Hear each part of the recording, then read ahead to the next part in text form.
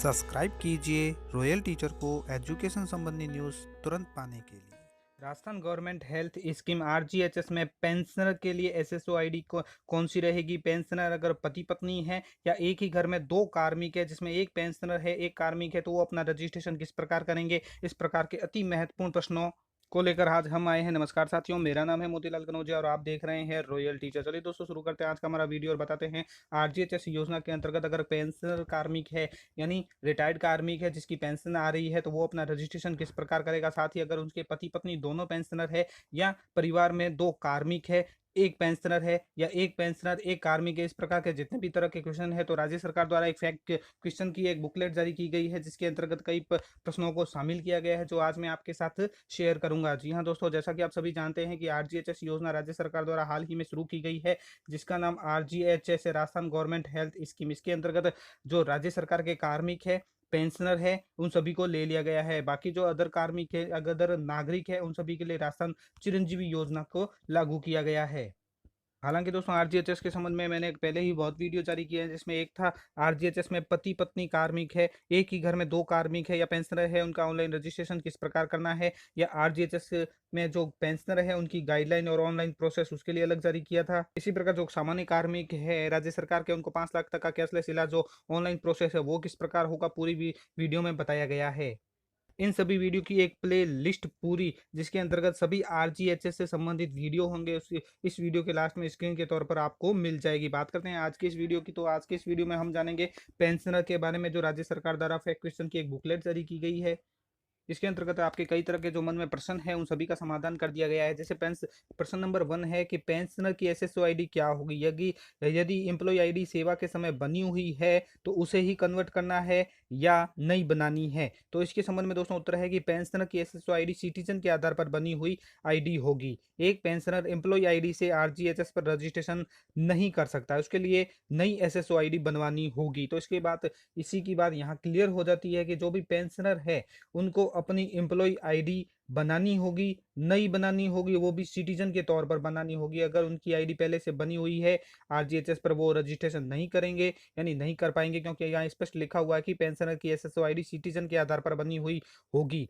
एक pensioner employ ID से RGHS पर रजिस्ट्रेशन नहीं कर सकता, क्योंकि एम्प्लॉय आईडी पर रजिस्ट्रेशन वही कर सकता है जो वर्तमान में कार्मिक है। तो आपको नई एसएसओ आईडी बनवानी होगी एम्प्लॉय के तौर पर। बनाने की प्रक्रिया दोस्तों आप सभी जानते हैं, यहाँ पे मैं ये बनाकर या बताकर नहीं बताऊंगा क्योंकि आप सभी जानते हैं ये वेबसाइट दे रखी है। यहाँ पे आप लॉगिन कर लीजिए, वह लॉगिन के बाद आपको रजिस्ट्रेशन के लिए ऑप्शन दिखेगा जिसमें आप सिटीजन, उद्योग और गवर्नमेंट एम्प्लॉय के जो ऑप्शन प्रदर्शित होते हैं उसमें आप सिटीजन का विकल्प चयन कीजिए, क्योंकि आप नॉर्मल रूप से सिटीजन है। सिटीजन पर जब आप क्लिक करेंगे तो आपके सामने भामाशाह, जन आधार, गूगल प्रदर्शित होंगे जिनमें से आपको एक का चयन कर सूचनाएं अंकित करनी है अपने।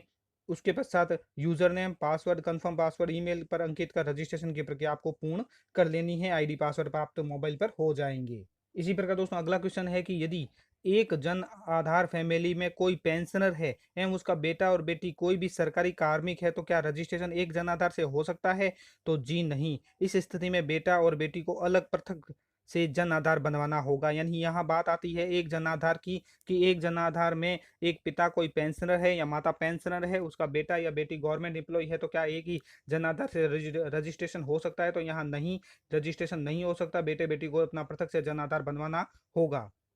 नंबर 3, पति पत्नी दोनों पेंशनर है, उन्हें अलग अलग रजिस्ट्रेशन करवाना है पर जन आधार एक ही है।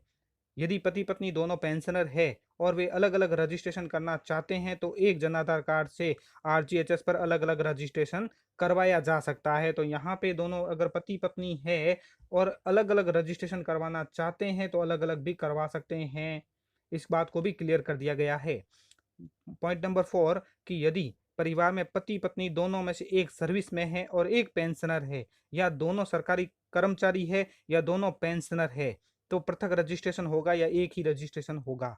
तो यहाँ मोस्ट इंपोर्टेंट बात है कि यदि एक जन आधार फैमिली में एक पेंशनर है और एक सरकारी कार्मिक है, या दोनों सरकारी कर्मचारी है या दोनों पेंशनर है, तो कोई एक आरजीएचएस पर रजिस्ट्रेशन करके अन्य को आरजीएचएस फैमिली में आवश्यक रूप से सूचना देकर रेडियो बटन द्वारा सम्मिलित कर सकता है, यानी टिक मार्क करके सम्मिलित कर सकता है, जिसका प्रोसेस मैंने अगले वीडियो में बताया है। राइट का निशान करके कर सकता है, इसके लिए पृथक से रजिस्ट्रेशन करवाने की जरूरत नहीं है। अब एक और मोस्ट इम्पोर्टेंट क्वेश्चन जो बार बार सामने आ रहा है कि क्या एक जन आधार से आरजीएचएस में यानी राजस्थान गवर्नमेंट हेल्थ स्कीम में और रेगुलर एम्प्लॉय पेंशनर और चिरंजीवी योजना में उपयोग हो सकता है। यानी एक ही जन आधार है हमारा और हमें पेंशनर के रूप में भी उपयोग लेना है, रेगुलर एम्प्लॉय के रूप में लेना है और चिरंजीवी के रूप में भी लेना है। तो क्या एक ही जन आधार से तीनों में रजिस्ट्रेशन हो सकता है? तो इसका भी उत्तर साफ-साफ अक्षरों में लिखा है कि जी नहीं।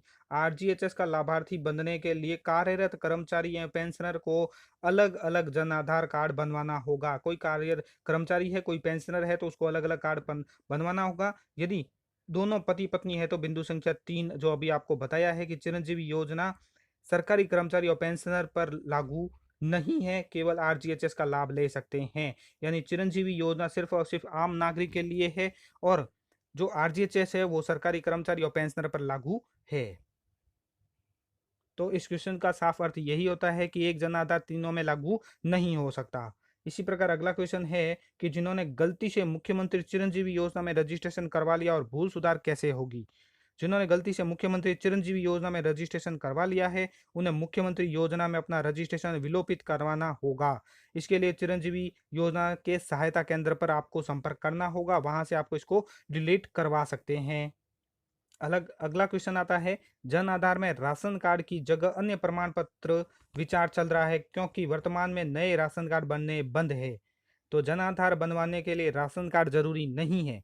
आप बिना राशन कार्ड भी जन आधार के लिए पंजीयन कर सकते हैं। यानी कई तरह की बातें आ रही है कि राशन कार्ड होने के बाद ही जन आधार बनाया जा सकता है। यहाँ पे स्पष्ट कर दिया गया है कि जन आधार बनवाने के लिए या जन आधार नंबर लेने के लिए आपको किसी भी प्रकार के राशन कार्ड की जरूरत नहीं है। आप बिना राशन कार्ड भी जन आधार के लिए पंजीयन कर सकते हैं। तो सा तो साथियों ये थे कुछ प्रश्न जो आरजीएचएस और पेंशनर के संबंधित जो कर्मचारी है यानी RGHS Rajasthan government health scheme जिसके अंतर्गत पेंशनर और सरकारी कार्मिक आते हैं। सरकारी कार्मिक के अंतर्गत जो कुछ कार्मिक ऐसे हैं, कुछ परिवार ऐसे हैं जिसमें एक कार्मिक है और एक पेंशनर है। कोई पति पत्नी पेंशनर है, कोई दो पेंशनर है, एक कार्मिक है या दो कार्मिक है, एक पेंशनर है। उन संबंध में आपको जितने भी तरह के क्वेश्चन थे वो मैंने आपके साथ साझा किए। दोस्तों उम्मीद है ये वीडियो आपको पसंद आई होगी। वीडियो पसंद आए तो जरूर लाइक शेयर और सब्सक्राइब कीजिए। पास में आने वाले घंटी के बटन को जरूर दबाएं एजुकेशन संबंधी न्यूज़ तुरंत पाने के लिए।